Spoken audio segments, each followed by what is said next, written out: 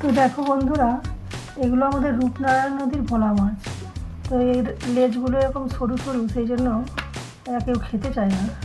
তো আজকে আমি ভোলা মাছটা দিয়ে একটা অন্যরকমভাবে রান্না করব। দেখি ওরা কীরকমভাবে পছন্দ করে।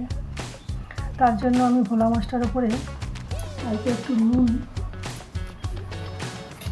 আর একটু লেবুর রস,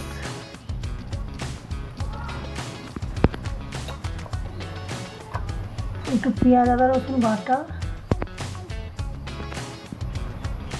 একটু হলুদ দিয়ে এটাকে ভালো করে মেখে 10-15 মিনিটের জন্য রেখে দেবো। এবার ভোলা মাছগুলোকে একটু হালকা করে ভেজে নেব।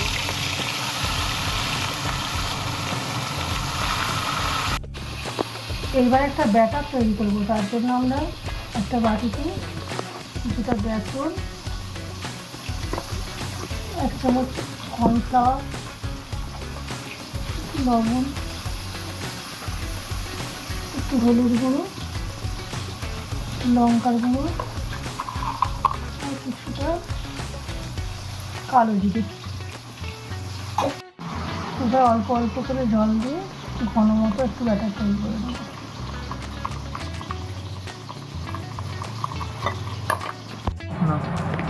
দেখো, এইগুলোকে এবার হালকা করে ভেজে নিয়েছি। এইগুলো এবার এই ব্যাটারের মধ্যে ডোবাবো।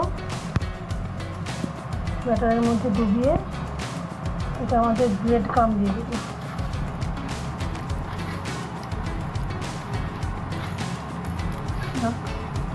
ডোবা তেলে ভেজে দেবো।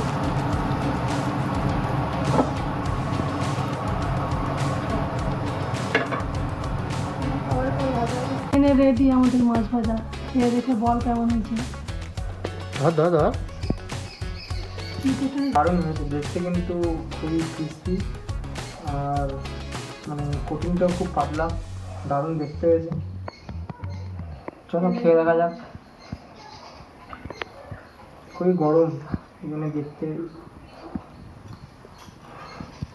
দেখতেই পাচ্ছ, একদম খুব পাতলা কোটিং আর মাছ একদম ফ্রেশ। তো একদম দারুণ, আর ফ্রাইটাও খুব সুন্দর হয়েছে। চলো খেয়ে দেখা যাক তাহলে একটা।